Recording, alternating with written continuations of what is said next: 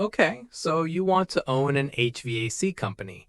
You're picturing the truck pulling into a driveway, the tech hooking up gauges to a shiny new $12,000 heat pump, the homeowner handing over a check, high fives all around. Big install, big payday, next house. Here's the problem. That picture is almost completely wrong. The install isn't where HVAC companies make their money. It's the loss leader that gets a technician in the front door. The real business is a $199 a year maintenance contract that most owners treat as an afterthought. Let's start with two customers walking through the same front door. Customer A just spent $12,000 on a brand new heat pump. New equipment, new ductwork tweaks, the whole install crew for a day. It looks like the biggest win of the week. Customer B spent $199 on an annual maintenance agreement. One tune-up in spring, one in fall.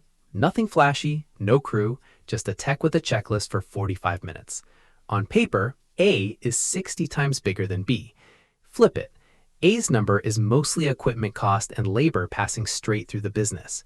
B's number is almost pure margin, and it renews year after year for most of a decade.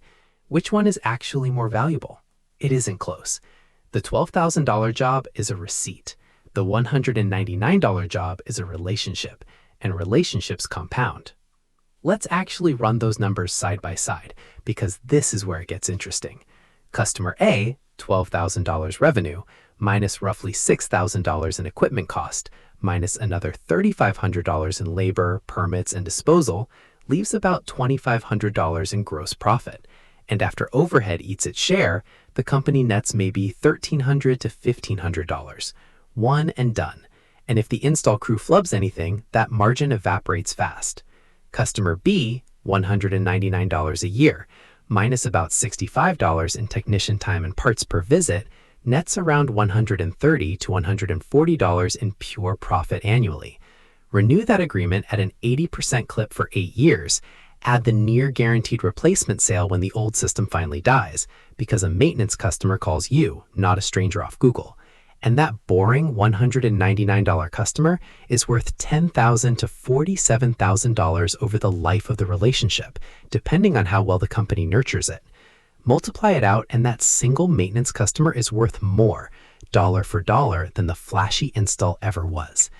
This is the first thing to understand about the HVAC industry. The new system isn't really the product, it's the doorway. Selling an air conditioner for its own sake is like selling a printer to sell ink. Trane, Carrier, and Lennox all know this, which is why their dealer programs are built around getting a badge on your roof, not around the install margin itself. Nobody gets rich selling the box. They get rich owning what happens to that box for the next 15 years. If you're enjoying this breakdown, this is a good moment to hit subscribe. It genuinely helps the channel. If the install is the entry point, then the service department is where the real margins live. Installation work, new systems, replacements, runs 35 to 50% gross margin on residential jobs. But by the time you account for the equipment itself, the actual net profit on that piece of the business is usually single digits to low teens, sometimes as thin as 3 to 5% on commercial projects with tight bids and slow-paying general contractors. Service and repair work, on the other hand, runs 50 to 65% gross margin because the input is mostly labor and a marked up part, not a $5,000 condenser. Here's the piece most viewers never guess. Manufacturers pay dealers co-op advertising money and volume rebates just for hitting install quotas, which means a chunk of an HVAC company's install profit doesn't come from the customer at all. It comes from Trane or Carrier or Lennox paying the contractor to move their equipment. The install isn't just a doorway for the customer, it's a doorway for manufacturer cash too. Quotable reframe, the customer pays for the box, but the manufacturer pays for the badge. If service is where the margins live, the upsell counter is where they get fat. Every service call is a chance to sell something the customer didn't call about: a UV air purifier, a whole home humidifier, a smart thermostat, duct sealing. And these indoor air quality add-ons run 50 to 80% gross margin because there's almost no equipment cost relative to the price tag, the same way a coffee shop makes more on a flavor shot than on the espresso itself. There's a second hidden stream stacked on top: financing. When a customer finances a $9,000 install through a lender like Wisetack or Synchrony, the lender pays the contractor a dealer fee, often several percentage points of the loan amount, just for originating the finance sale. The company gets paid twice on the same job, once by the customer, once by the bank. The tune-up gets the tech in the house. The upsell is where the visit actually pays for the truck. If the upsell is where the visit gets fat, the maintenance agreement is where the whole business gets predictable. A $249 to $249 annual plan costs the company maybe $130 to $160 in direct visit expense across 2 seasonal tune-ups, which means renewal revenue is close to pure margin, the closest thing HVAC has to a subscription box. And the real function of that plan has almost nothing to do with the tune-up itself. It's a retention mechanism. Companies with active maintenance programs see 60 to 80% year-over-year customer retention compared to 20 to 30% for reactive call when it breaks customers. That plan customer is the one who calls you, not the 3 other contractors that show up in a Google search the day their 15-year-old system finally quits. The tune-up is a coupon. The real product is exclusive access to the replacement sale that's coming eventually, whether the customer knows it yet or not. But running this is far more expensive than most people assume. A fully outfitted service van runs $45,000 to $65,000 before it ever turns a wrench, and a growing fleet means that cost multiplying across every hire. Every technician needs EPA 608 certification and ongoing manufacturer training just to touch a system legally, and A2L refrigerant certification has become a fresh, non-optional expense on top of that as of 2025. Parts inventory ties up real cash sitting on a shelf. Refrigerant, capacitors, boards, motors, all depreciating in relevance as models change. General liability and commercial auto coverage for a small fleet routinely runs $15,000 to $30,000 a year. And then there's the cost nobody says out loud on a sales call. Comebacks, jobs that get redone for free because something was installed wrong the first time. Pure label cost with zero revenue attached. And in a business where reputation drives referrals, a bad comeback can cost more in lost future business than the callback itself. The clock makes it worse.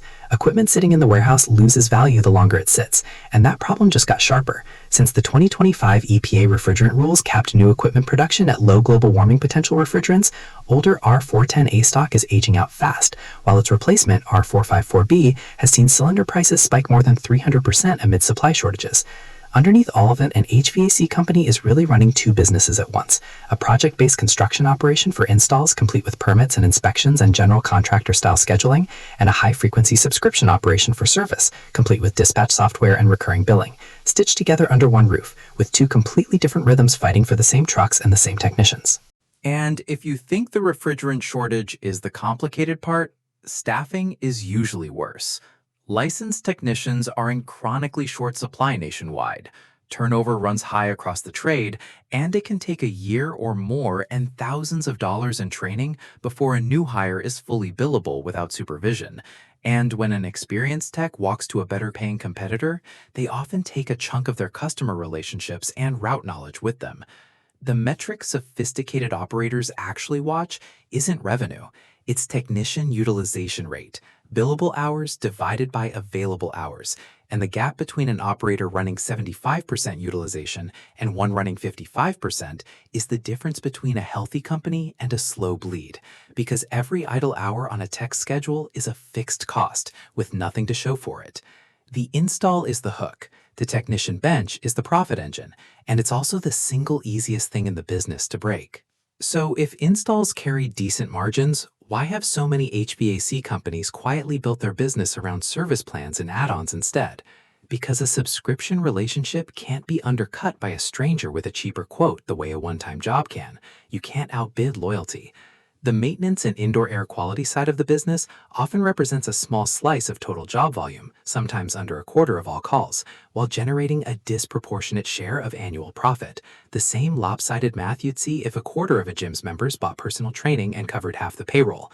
Once a customer's thermostat, humidifier, and filtration are all tied to one company's app and one company's technician notes, switching providers means starting the whole relationship over from zero. A new tech who's never seen the attic. A new company that doesn't know the system's quirks. That's the lock-in. It doesn't look dramatic on an invoice, but it's the reason a churn-proof customer is worth 10 times a one-time customer. Here's the competitive landscape you're actually stepping into. Private equity has bought roughly 800 HVAC, plumbing, and electrical companies since 2022 alone, and now accounts for close to half of all HVAC services deals. Platforms like Apex Service Partners, Wrench Group, Sela Services, and ARS Rescue Router are buying local operators at 4x to 7x EBITDA and folding them into national brands, giving them bulk equipment pricing, centralized call centers, and marketing budgets a solo owner simply can't match. Comfort Systems USA, the one publicly traded strategic in the space, adds a second layer of scale pressure on the commercial side. Independents survive by refusing to fight that battle in the first place. Roughly 3/4 of home services companies doing this kind of skilled, license-heavy work are still true independents, and they win on exclusive local relationships, faster response times, and the kind of trust a homeowner builds after the same technician has been in their attic 3 years running. That kind of trust doesn't show up on a spreadsheet, but it's exactly why a customer will wait 2 extra days for the regular guy instead of booking whoever's available today on an app. Technology has changed the front door of this business more than it's changed the back end. Smart thermostats and connected diagnostics now flag half the problems before a homeowner even calls. Online booking has shifted a growing share of service requests away from phone dispatch entirely, and younger homeowners increasingly expect to schedule and pay through an app the same way they'd book a haircut, a generational shift that's only accelerating as Gen Z becomes first-time homeowners. The quiet cost is impulse revenue. A pre-booked, narrowly scoped online job leaves less room for the in-home upsell a dispatcher used to walk a customer into over the phone, the ancillary sale that never happens because the customer never picks up. Companies adapted by pushing harder into the parts technology can't touch, the membership plan that lives in an app but still requires a human in the attic, and the physical refrigerant and electrical work that no algorithm can perform from a server farm. The clearest regulatory shift in this industry isn't really a law about the business, it's a law about the refrigerant. The EPA's AIM Act phase-down banned production of new equipment using R410A starting in 2025, forcing the entire industry onto lower-impact A2L refrigerants like R454B and R32.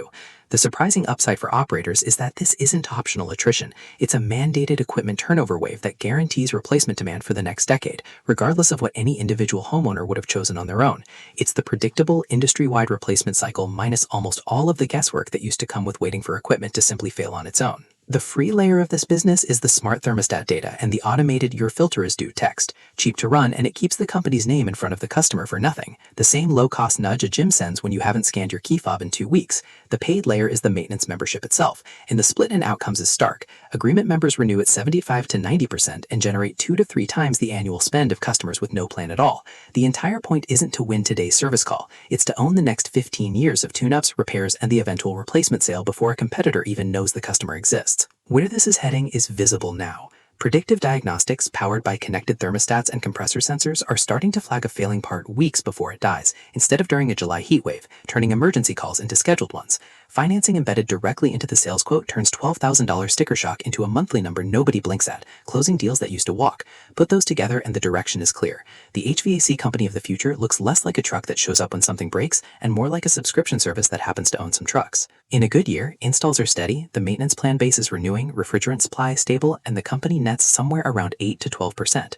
Only 1 or 2 things need to go wrong. A refrigerant shortage spanks material costs, a couple of experienced techs walk to a PE-backed competitor paying more, comebacks eat a month of labor, and that same company slides to a 2% margin or a loss, with the owner working the same hours either way. That gap is the difference between a business that's comfortably profitable and one that's barely surviving, and both look identical from the outside. Same trucks, same logo, same number of jobs on the board. So here's the full picture, beginning to end. You walked in thinking the money was in the shiny new system on the truck. It's actually in the unglamorous, renewing $199 a year relationship that survives long after that system is installed and forgotten. The real profit centers are the service department, the upsell counter, the financing kickback, and the maintenance plan that turns a single home into a decade and a half of guaranteed revenue. If you want the full breakdown of what it actually costs to start or buy one of these companies, check the guide linked in the description. And if this changed how you see the truck in your driveway, subscribe for the next one.